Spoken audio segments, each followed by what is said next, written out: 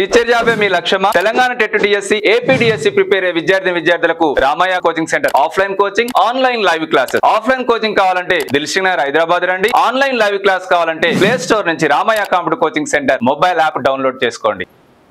మనకు మార్కులు కూడా వస్తాయి, కానీ కాంపిటేటివ్ ఎగ్జామ్స్ లో దాదాపు మనం ఇంపార్టెంట్ అనుకున్నది దాదాపు రాదు. ఎందుకు అంటే ఇక దానికి కారణాలు చాలా కనిపిస్తాయి. ఇక మనం డౌన్ ద లైన్ ఒక కాంపిటేటివ్ ఎగ్జామ్కి ప్రిపేర్ అవుతున్నప్పుడు మీరు ఇప్పుడు 1999 నుంచి కూడా అంటే 98 డిఎస్సి నుంచి కూడా మనం ఏదైనా ఒక XYZ అనే మెటీరియల్ని కానీ బుక్ను కానీ తీస్తే బ్రాకెట్లో రాస్తారు డిఎస్సి 1998, డిఎస్సి 2022 ఇలా. సో ఆ ప్రశ్నల సరళిని మీరు గమనించండి, మీకు విషయం అర్థమైపోతుంది. ప్రశ్నల్ని కాదు, ప్రశ్నల సరళి. అంటే 98లో ఎలా ఉంది, 2002లో ఎలా ఉంది, 2010-11కి వచ్చేసరికి ఎలా ఉంది, సో రీసెంట్ డిఎస్సిలో ఎలా ఉంది. ఇలా గ్రాడ్యువల్గా మీరు చూసినప్పుడు మీకు విషయం అర్థమైపోతుంది. అంటే ఒకప్పుడు ఎలా ఉండేది, ఇంకా ఆ డెప్త్, మనం ఇప్పుడు డెప్త్ అనే వర్డ్ ఏదైతుందో ఆ డెప్త్ అనేది ఏమి ఉండదు. స్టాండర్డ్స్ పెరుగుతున్నాయి కదా. ఒకప్పుడు మనకు గూగుల్ లేదు, ఏమీ లేదు, ఏదైనా సార్ చెప్పిందే ఫైనల్ అన్నట్టుగా ఉండేది మనకు డాటా మొత్తం. ఇప్పుడు అలా కాదు కదా, ఖచ్చితంగా మనకి ఎవ్రీథింగ్ ఏది కావాలన్నా దొరుకుతుంది. కొంత టైంని అయితే స్పెండ్ చేయాలి, కానీ ఈ మార్పులు అక్కడ కూడా రిప్రజెంట్ అవుతున్నాయి. అలాగే NEP 2020 దాని ప్రకారం మనకు ఆటోమేటిక్గా ఇప్పుడు ఏదైనా కానీ ఒక విద్యా వ్యవస్థలో ఒక మార్పు జరిగింది అన్నప్పుడు ఎందుకు జరుగుతుంది అనేది మనం ఒకసారి ఆలోచించాలి. అలా జరుగుతూనే వచ్చినాయి. సో మేజర్గా మనకు కనిపించే థింగ్ ఏంటంటే, మీలో కూడా 6th to 10th క్లాస్ చదువుతున్నప్పుడు మీరు చదువుతున్న పుస్తకంలో ఒక అధ్యాయం పూర్తి చేశాక దాని వెనుక ప్రశ్నలు ఉండేవి, అభ్యసనం. ఆ ప్రశ్నలకు పూర్తి స్థాయిలో సమాధానాలు పైన దొరికేవా కాదా? ఇప్పుడు ఎలా ఉన్నాయి? ఇప్పుడు మనకు ఉండే అధ్యాయానికి తర్వాత వచ్చే ప్రశ్నల సరళికి ఏమైనా సంబంధం ఉందా? లేదు. మనం అనువర్తింపజేసుకొని రాసుకోవాల్సిందే తప్ప నేరుగా అక్కడ దొరకదు. ఇదే చేంజ్. ఈ చేంజ్ను మనం గమనించకుండా రొటీన్గా థ్రెడ్ మీద థ్రెడ్ అల్లుకుంటూ వెళ్ళిపోయినప్పుడు జాబ్ కొట్టడం కష్టమైపోతుంది. ఇప్పుడు మీది ఒక ప్రణాళిక, టెట్ పాస్ అయ్యి మళ్ళీ టెట్లో క్వాలిఫై, టెట్లో ఇంకా బెటర్ మార్క్స్, ఆ తర్వాత డిఎస్సి దాకా.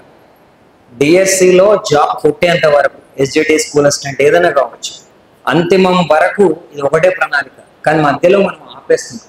టెట్ అన్నప్పుడు టెట్ నోటిఫికేషన్ అప్పుడే చదువుతున్నాం, మళ్ళీ డిఎస్సి అంటే డిఎస్సి అని ప్రకటిస్తేనే చదువుతాం అన్నప్పుడు ఏమవుతుందంటే నువ్వు చదివింది కూడా చాలా వెనుకబడిపోతావు. మనం ఒక ర్యాండమ్ పిక్చర్లో ఉన్నప్పుడు 1 గంట కాగానే మనకేమవుతుంది, ఆకలిస్తుంది. ఎందుకంటే అది అవసరం కాబట్టి మనం బతకడానికి. మరి మనం బతకడానికి చదువు కూడా అవసరమే కదా. ఏదో ఒక టైంలో మనకు ఆకలేసినట్టుగా చదివేయాలి. అంటే రోజుకి 8 గంటలు చదవడం వల్ల యూజ్ ఏమి ఉండదు. అది నా పర్సనల్ ఒపీనియన్. ఎందుకంటే పుస్తకంలోని మస్తకంలోకి ఎక్కకపోతే ఏం లాభం? సో మనకు రోజుకి ఎన్ని గంటలు చదవాలి సార్ అని అడుగుతారు. ఎన్ని గంటలు చదివితే ఏముంది, పుస్తకం తిరుగుతూ ఉంటుంది, అది మన మైండ్లో. అది దానికి ఒక ప్రాక్టీస్ అనేది కూడా చాలా ఇంపార్టెంట్ థింగ్. ఇప్పుడు సచిన్ టెండూల్కర్ని తీసుకొచ్చి ఆడమంటే మెయిన్ సీనియర్ టీం తరఫున ఆయన రాణించగలుగుతాడా? చాలా కష్టం. ఎందుకంటే ఒకప్పుడు ఆయన మొత్తం ప్రపంచ బ్యాటింగ్ దిగ్గజం కావచ్చు, కానీ ఏమైంది, ల్యాక్ ఆఫ్ ప్రాక్టీస్. సో ఇదే జరుగుతూ ఉంటుంది అనమాట బేసిక్గా. కానీ మీరు ఒక ఎగ్జామినేషన్కి కూర్చున్నాక ఆ 2 hours ప్రిపరేషన్ని అల్టిమేట్, అంటే మీ ఎగ్జామ్ ఏదైతే అది, గ్రూప్స్ అయితే గ్రూప్స్, ఎస్ఐ అయితే ఎస్ఐ, ఇప్పుడు డిఎస్సి అయితే డిఎస్సి, ఆ ఫైనల్ ఎగ్జామ్ మీరు రాసేంత వరకు కూడా కనీసం 2 గంటలు రోజు చదవడం అనేది విజేత ప్యాకెట్లో ఉండాల్సిన మినిమం లక్ష్యం. కానీ మనం ఏం చేస్తాం ఇప్పుడు మళ్ళీ అంతెందుకు, నిన్న ఒక 3-4 days క్రితం వరకు మనం రోజుకి ఎన్ని గంటలు చదివాం అనేది మనమే లెక్కేసుకుందాం, తెలిసిపోతుంది. ఆటోమేటిక్ నోటిఫికేషన్ అనగానే మనం దూరత ఏమవుతుందంటే లాస్ట్ 1-2 monthsగా మీ మైండ్ ఒక మైండ్ సెట్కి అలవాటు పడిపోయింది. దాన్ని ఇప్పుడు సడన్గా చేంజ్ చేసుకొని ఇటువైపు ట్యూన్ కావాలన్నప్పుడు చాలా టైం పడుతుంది. ఇప్పుడు సబ్జెక్ట్ ఏం టఫ్గా ఉండదు. ఇప్పుడు నాన్ మ్యాథ్స్ వాళ్ళు ఉన్నారనుకుందాం, ఇక్కడ SGT ప్రిపేర్ అవుతున్నారు, సార్ మ్యాథ్స్ చెప్తుంటే మ్యాథ్స్ వాళ్ళకి ఆవలింత వస్తూ ఉంటుంది, అరే ఇంత చిన్న విషయాన్ని సార్ చెప్పిందే చెప్తున్నాడు అని. నాన్ మ్యాథ్స్ వాళ్ళకి అది భ్రమ పదార్థంలాగా ఉంది. సబ్జెక్ట్లో తేడా ఏం లేదు, నీ మైండ్ వేరే సబ్జెక్ట్లకు వెళ్ళిపోయింది. మీరు అక్కడ సిఈసీనో హెచ్ఈసీనో బైపీసీనో తీసుకోవటం వల్ల మీ పార్ట్ మీ జన జీవితంలో నుంచి గణితం అనేది పక్కకి వెళ్ళిపోయింది. సో ఈ కారణాల వల్ల మళ్ళీ మీరు దాన్ని చదవాలన్నప్పుడు అంత కష్టం అవుతుంది. ఇక అల్టిమేట్ చెప్తున్నప్పుడు టెట్ గురించి ఎట్లా కంటిన్యూగా మెజారిటీ సిలబస్ ఆర్ సిమిలర్, టెట్కైనా డిఎస్సికైనా. అందుకే మీకు కంటిన్యూటీ అనేది కంపల్సరీ అని చెప్తున్నాను. దానికన్నా ఎక్స్ట్రాగా మీకు పర్స్పెక్టివ్ అండ్ ఎడ్యుకేషన్ డిఎస్సి స్థాయిలో అండ్ జీకే కరెంట్ అఫైర్స్ ఇవి అడిషనల్ సబ్జెక్ట్స్. సో వాటికి మీరు ఇప్పుడే ప్రిపేర్, అంటే ఎవరైతే టెట్ వెయిటేజ్ కోసం రాస్తున్నారో వాళ్ళు టెట్కే ప్రయారిటీ ఇవ్వాలి. నాకు కొన్ని మార్కులు ఉన్నాయన్న వాళ్ళు సైమల్టేనియస్గా ఎక్స్ట్రా టైం ఏదైతే ఉంటుందో అది కంపల్సరీగా కొంత దాన్ని అక్కడ డిప్లాయ్ చేయాలి.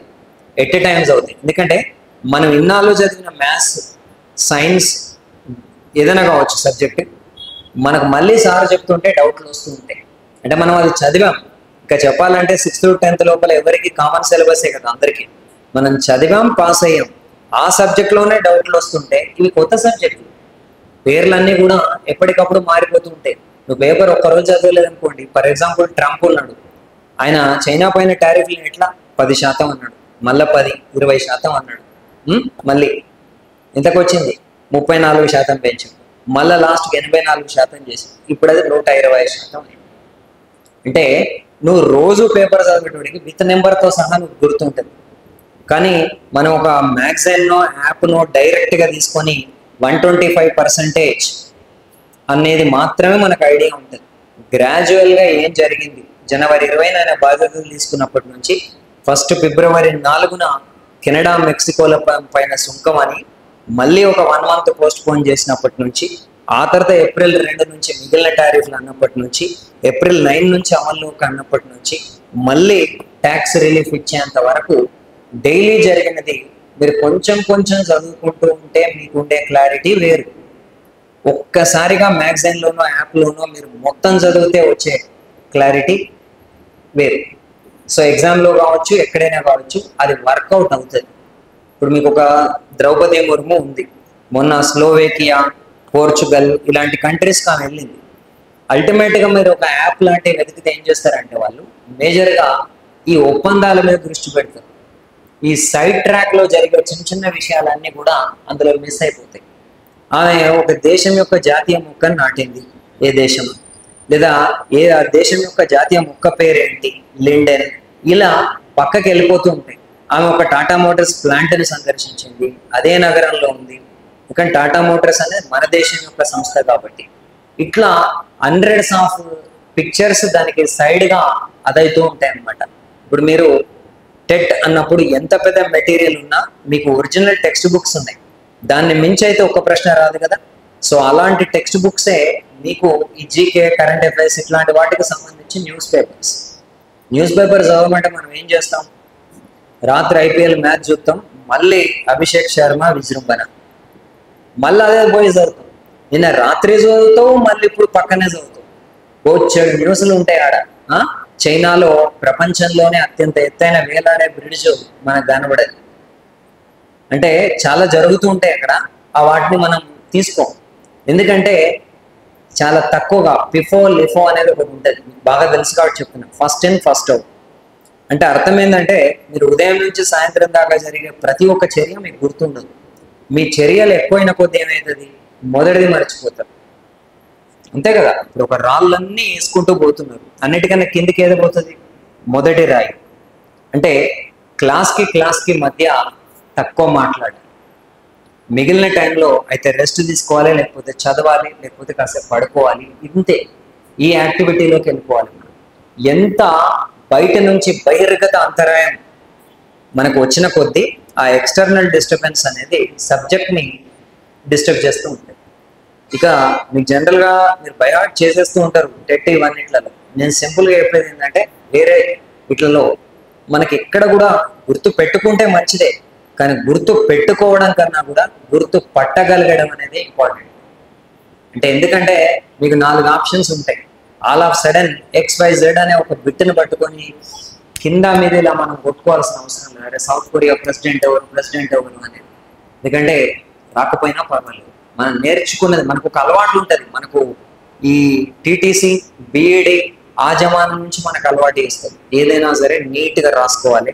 ఎర్ర పెన్ను, బ్లూ పెన్ను, డెకరేషన్ ఎక్కువ ఉంటుంది, ఆపరేషన్ తక్కువ ఉంటుంది. ఇప్పుడు జాబ్కి వెళ్ళి కొట్టాలంటేనేమో డెకరేషన్ తక్కువ కావాలి, ఆపరేషన్ ఎక్కువ కావాలి. సో మనం క్వైట్ కాంట్రా అంటాం అనమాట. మనం నేర్చుకున్న దానికి మనం ఎగ్జిక్యూట్ చేయడానికి మధ్య ఉండేది. ఎక్కువ నేర్చుకోవాలంటే పేర్లతో ఎక్కువ పరిచయం ఉండాలి. ఇప్పుడు ఒక విరాట్ కోహ్లీ అనే వ్యక్తికి ఒక అవార్డు వచ్చింది అనుకోండి, మీకు ఈజీ గుర్తుంటుంది. కారణం విరాట్ కోహ్లీ మీకు చాలా బాగా తెలుసు కాబట్టి. సో అలాగే ఒక S జయశంకర్కి అవార్డు వచ్చింది అనుకోండి, మరి 100% కాకపోయినా 90% మందికి ఆ పేరు గుర్తుంటుంది. విదేశాంగ మంత్రి. సరే, సిమిలర్ పేరుతోటి మన తెలంగాణ సిద్ధాంతకర్త కూడా ఉన్నారు కాబట్టి అలా. సో అలా మీకు అందులో పేర్లు అదవుతున్న కొద్ది, ఓ అన్నపూర్ణాదేవి అనే ఆమెకు అవార్డు వచ్చింది అనుకుందాం, ఆమె కూడా సెంట్రల్ మినిస్టరే. ఇక్కడ మీ ప్రాబిలిటీ తగ్గుతూ వస్తూ ఉంటుంది అన్నట్టు. ఆ పేరుతో పరిచయం తక్కువైన కొద్ది కొన్నిసార్లు తెలుసు అనిపిస్తుంది, నోటికి రాదు. మీరు ప్రెజర్ ఫీల్ అయితే అది ఉన్న బిట్టు కూడా పోతుంది, అవసరం లేదు. ఒకవేళ రేపు మీరు మర్చిపోయినా కూడా అన్నపూర్ణాదేవి మర్చిపోతే ఏదో గోధుమ పిండి ఆట ఉంటుంది కదా అన్నపూర్ణ, అది గుర్తుపెట్టుకున్న మార్క్ అనేది వస్తుంది. సింపుల్గా తీసుకునేటప్పుడు అది ఆ మహిళా శిశు సంక్షేమ శాఖ మంత్రి కేంద్రంలో రకరకాల పథకాలు ఏదైనా కావచ్చు. ఈ నేమ్స్ మీకు గుర్తుండాలి అని అంటే రోజు ఒక కనీసం కొంత టైం అన్ని సబ్జెక్టులో కేటాయించాలి.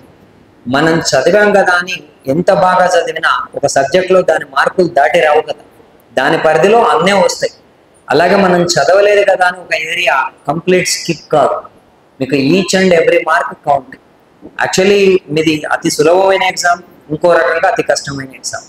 అతి సులభమైన ఎగ్జామ్ ఎందుకు అంటే మీకు ఉన్నట్టుగా సిలబస్ ఇంకే ఎగ్జామ్కి లేదు. మీకు ఒక ఖచ్చితమైన సిలబస్ ఉంది, మార్కులు అందులో నుంచే వస్తాయి. ఆ పరంగా మీది ఈజీ ఎగ్జామ్. మిగిలిన ఏవీ లేవు. పైన మీకు గ్రూప్ 4, పంచాయత్ సెక్రటరీస్, కానిస్టేబుల్స్ ఇలాంటి ఎగ్జామ్స్కి కూడా ఖచ్చితమైన సిలబస్ లేదు. జనరల్ స్టడీస్ అంటారు, ఏమి ఇస్తాడో తెలియదు. మార్కులు కూడా ఖచ్చితంగా లేదు. ఒక 125 వస్తుందని మనం అనుకుంటాం అక్కడ, కానీ దట్స్ వై. ఈ క్లారిటీ ఉన్నప్పుడు దీన్ని యూటిలైజ్ చేసుకోవడం మీదే దృష్టి పెట్టుకోవాలి ఖచ్చితంగా. లేని వాటికి ఒక్క రోజులో మొత్తం సబ్జెక్ట్ నేర్చేసుకుందామని అనుకోకూడదు. జాబ్ కొట్టడం ముఖ్యం. జాబ్ కావాలా, నాలెడ్జ్ కావాలా? ఫస్ట్ జాబే కావాలి, అది ఫస్ట్ గుర్తుపెట్టుకోండి. నాలెడ్జ్ అనేది మనం ఉన్నది టీచింగ్లో.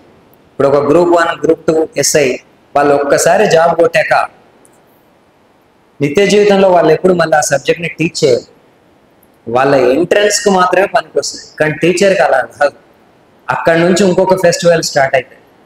అంటే అది కాబట్టి నాలెడ్జ్ అనేది ఒక ఎటర్నల్, అంటే అది నిరంతర ప్రక్రియ. ప్రతి ఉపాధ్యాయుడు నిత్య విద్యార్థి అని మనం అనేది అది. అప్పుడు నేర్చుకో, అప్పటి అవసరానికి తగ్గట్టుగా నేర్చుకో. ఇప్పుడు మాత్రం జాబ్ కొట్టడం మీదనే దృష్టి పెట్టాలి. అంటే వీలైనంత ఎక్కువగా మీరు ఇప్పుడు లేట్గా మొదలు పెట్టారనుకోండి, మీరు 70-80% సిలబస్ కంప్లీట్ చేసేసరికి ఎగ్జామ్ తరచుకొస్తుంది. మీరు ఆలోచించండి, మీరు కంప్లీట్ చేసిందే 70-80%. మరి ఆ 70-80%లో మొత్తం మార్కులు వస్తాయా? కష్టం. కాబట్టి 70-80% అద్భుతంగా చదివే బదులు 100% సాధారణంగా చదవడం మీద ముందు దృష్టి పెట్టాలి. 100% సాధారణంగా అంటే నాకేవి ఇవన్నీ నోటికి రావు, కానీ బై ద ఆప్షన్స్ నేను రికగ్నైజ్ చేయగలుగుతా అనే స్థాయిలో చదువుతూ అక్కడున్న సందర్భాన్ని, సమయాన్ని బట్టి మీరు మెల్లమెల్లగా సబ్జెక్ట్ని డెవలప్ చేసుకుంటే వెళ్ళాలి. ఒక చాప్టర్లో ఉన్న మొత్తం కూడా ఒకటేసారి చదవాలని అనుకోకూడదు. చాప్టర్లో ఒక 80% మీకు చదివేసిన అనిపిస్తుంది, మెయిన్ థింగ్స్ అయిపోతాయి. అంటే ఆ 80%లో నుంచే మీకు బిట్ వచ్చే ప్రాబబిలిటీ ఎక్కువ ఉంటుంది. ఆ 20ని వదిలేయాలి. అలా మొత్తం సిలబస్ అయ్యాక ఆ మిగిలిన 20 మీద దృష్టి పెట్టాలి. కానీ మనం ఏం చేస్తాం, ఒక్కొక్క చాప్టర్ని అద్భుతంగా చదువుకుంటూ వెళ్ళాలనే ప్రయత్నంలో చివరిలో చాప్టర్స్ మిగిలిపోతాయి. ఈవెన్ ఎగ్జామినేషన్లో కూడా అలాగే జరుగుతుంది. రాబోయే కాలంలో ఏంటంటే మీకు ఆర్టిఫిషియల్ ఇంటెలిజెన్స్ ప్రభావం కూడా ఉంటుంది కాబట్టి ప్రశ్నపత్రాల మీద అవి మరీ సులభంగా ఉండవు. అంటే ప్రశ్నపత్రం యొక్క లెంత్ కూడా పెరుగుతుంది. ఒక్కొక్క ప్రశ్న చాలా పొడవుగా ఉంటుంది. దాన్ని నువ్వు అర్థం చేసుకోవడానికి మనం మెల్లగా మెల్లగా చదువుతూ ఉంటే ఆ ప్రశ్నను అర్థం చేసుకోవడానికి మనకి ఎక్కువ సమయం పడుతుంది. అల్టిమేట్గా అక్కడ కావలసిన దాన్ని మనం చేయటం అనేది కుదిరే పని కాదు. కాబట్టి ఒక సైమల్టేనియస్ అప్రోచ్తో ప్రిపేర్ కండి ఇప్పటి నుంచే. ఎందుకంటే మీరు టెట్ ఎందుకు రాస్తున్నారు అనేది గుర్తుపెట్టుకోండి. టెట్ ఎందుకు రాస్తున్నారు? డిఎస్సి కొట్టాలి అనే ఉద్దేశంతో రాస్తున్నారు, అంతేగాని ఓన్లీ స్కోరింగ్ ఇంప్రూవ్మెంట్ కోసం కాదు. కాబట్టి కామన్ సిలబస్ అంతా కలిపి చదువుకోండి. ఎక్సెస్ సిలబస్ అంతా ఒక చోట అట్లీస్ట్ ఒక ఐడెంటిఫికేషన్ లాగా పెట్టుకొని ఎప్పుడైతే జూన్ కంప్లీట్ అవుతుందో, టెట్ మీరు రాయటం కంప్లీట్ అవుతుందో ఇమీడియట్గా దానిపైన కూర్చోవడానికి ప్రయత్నం చేయండి. ఇప్పుడు మనం ఏదైనా న్యూస్ ఫ్లో మీద ఆధారపడమే, బయట మీకు జరిగే వాటిని రోజు చూస్తే మీకు అర్థం అవుతుంది. అక్టోబర్ 2024 అక్టోబర్ నుంచి మనకి ఎలాంటి న్యూస్ లేదు ఎగ్జామినేషన్స్ మీద కానీ దేని మీద కానీ. దానికి ప్రభుత్వం చెప్తున్న మెజారిటీ ఒపీనియన్ ఏంటంటే ఈ ఎస్సీ వర్గీకరణ పైన స్పష్టత లేకపోవడం. ఇప్పుడు ఆ స్పష్టత వచ్చింది కాబట్టి మే నుంచి వరుసగా మనం నోటిఫికేషన్స్ ఇస్తాము అనేదే దాని యొక్క పిక్చర్. కాబట్టి చాలాసార్లు ఏం జరుగుతుందంటే ఇవ్వకముందు మనం చదివాం, ఇచ్చాక మనకు కావలసినంత సమయం దొరకదు. మామూలుగా అంటే వేరు, మనకు కావాల్సినంత సమయం మాత్రం అక్కడ దొరకదు. So that's a problem. So continuity అనేది పెట్టుకోండి, ఎందుకంటే ఇది ఒక డూ ఆర్ డై పిక్చర్. మీకు సింపుల్గా చెప్పాలంటే ప్రపంచవ్యాప్తంగా కూడా ఉద్యోగాల కల్పన అనేది తగ్గిపోతుంది. స్వయం ఉపాధి వీటికి సంబంధించిన వాటిలో వాల్యూ కానీ ఆ ప్రయారిటీస్ కానీ గవర్నమెంట్కి పెరుగుతూ పోతున్నాయి. కాబట్టి ఆప్షన్ని రెండు చేతులు అందిపుచ్చుకునే ప్రయత్నం చేయండి. ఇప్పుడు కొంతమంది అంటుంటారు, అది నేను పర్సనల్ బట్ చెప్తున్నా, సార్ నేను ఎంబీఏ రాస్తున్నాను, ఎంబీఏ నెక్స్ట్ ఇయర్ అయినా రాస్తున్నాను. ఎందుకంటే ఇది జాబ్తో కూడింది, అదేమో అకాడమిక్. ఒక 6 నెలలు 1 ఇయర్ లేట్ అయితే కష్టపోయేది ఏమీ లేదు. మీరు ఇప్పుడు రాయాలంటే అది ఖచ్చితంగా ఇదే ఆన్సర్ అని చెప్పడానికి కూడా లేదు. నీకు రెండింటి మీద కూడా నడిపించగలిగే సామర్థ్యం నీకు ఉందనుకోండి, ఆ పాయింట్ వేరు, టోటల్గా వేరు. సో అప్పుడు మీరు వెళ్ళొచ్చు. బట్ నార్మల్ కండిషన్లో మాత్రం మీ ప్రయారిటీ అంతా కూడా దీని మీదే ఉండాలి. చదవండి, వదిలేయండి. అంటే మీకు ఎవరు చెప్పరు మైనస్ ఇంటూ మైనస్ ప్లస్, గుర్తుంచుకోవాలి ఇంటూ గుర్తుంచుకోవాలి ఈజ్ ఈక్వల్ టు మతి మరుపు. చాలాసార్లు మీరు గమనించి చూస్తే మీ లైఫ్లో మీకు ఇది అర్థం అవుతుంది. మీ నాన్న చెప్తాడు ప్రొద్దున్నే ఎల్ఐసి కట్టురా అనుకుంటారు 4 సార్లు, తెల్లారి చూడండి ఆ ఒక్కటే స్లిప్ మర్చిపోయిపోతారు. ఎందుకంటే మనం బాగా గుర్తుంచుకోవాలన్నప్పుడు ఒక రకమైన ప్రెషర్ మనల్ని ఇంకో వైపుకు నెట్టేస్తుంది, తాళం కనబడదు. ఇది మీకు లైఫ్లో ఎదురయ్యే సిచ్యువేషన్సే. మీరు వెతకండి, ఎంత వెతికినా దొరుకుతుంది. కాసేపు 2 మినిట్స్ రిలాక్స్ అని అప్పుడే కూర్చొని దొరుకుతుంది. కానీ మనం ఆ టైంలో చేయం, ఇంకా ప్రెషర్ ఫీల్ అవుతూ ఉంటాం అనమాట. So like that objective exams అన్నింటికీ ఇదే పిక్చర్ వర్కౌట్ అవుతుంది ఎక్సెప్ట్ గ్రూప్ 1 మెయిన్స్. గ్రూప్ 1 మెయిన్స్లో మాత్రమే మీరు ఒక పెన్ను తీసుకొని ఓ పేపర్ మీద 4 వాక్యాలు రాస్తారు. ఇంకా వేరే దేంట్లో కూడా ఆ పరిస్థితి ఉండదు. కాబట్టి ఆబ్జెక్టివ్ తరహా ప్రిపరేషన్లో ఆ థింగ్ అనేది చాలా ఇంపార్టెంట్. సో మీరు ఒక టైం ఖచ్చితంగా పెట్టుకోండి. ఎర్లీ మార్నింగ్ బెస్ట్, కానీ కొంతమందికి నైట్ బాగా చదవగలుగుతారు. అప్పుడు మీ షెడ్యూల్ మీరు మార్చుకోనక్కర్లేదు. కానీ ఒక నియమితమైన షెడ్యూల్ దానికి ఖచ్చితంగా పెట్టుకోండి. దాని టైం ఎంత అనేది ఇంపార్టెంట్ కాదు. ఆ టైం ఎలా మీరు యూటిలైజ్ చేసుకోవాలంటే, బాహుబలి 3 ఇంకా రిలీజ్ కాలేదు, అనౌన్స్ కూడా చేయనట్టున్నారు. ఒకవేళ దానికి మార్నింగ్ షో టికెట్ దొరికితే మనకి ఎలా ఉంటుంది ఫస్ట్ డే అనే కండిషన్లో ఆ టైం మొత్తాన్ని కూడా అక్కడ అలొకేట్ చేయాలి. మీరు ఇప్పుడు క్లాస్కి వచ్చి కూర్చున్నారు, ఇప్పుడు నేను మీకు చేసిందే చెప్తున్నాను. ఇప్పుడు నా ఫోన్ కావచ్చు, ఏదైనా కావచ్చు, ఇది స్విచ్ ఆఫ్లో ఉంది. నేను కూడా మీకు అంటే switch off means aeroplane mode, time నాకు తెలియాలి. కాబట్టి మనం ఇక్కడే ఉండాలి, ఇంకా మధ్యలో డైవర్ట్ కావద్దు. అసలు మీరు గెలవాలి అనుకున్నా, మీ లైఫ్ని మీరు లీడ్ చేయాలనుకున్నా ఒకటే ఒక సింపుల్ ఫార్ములా, ప్రెజెంట్ కంటిన్యూస్ టెన్స్లో ఉండడం. మంచో చెడో ఇప్పుడు మీకు ఒక ఒపీనియన్ ఉంది, ఎగ్జామ్ గురించి తెలుసుకుందాం అనుకున్నారు, అందుకే మెట్లకి ఇక్కడ దాకా వచ్చారు. వచ్చాక వచ్చే వాళ్ళు కనీసం ఎంతో కొంత అనుభవం ఉన్న వాళ్ళే ఉంటారు.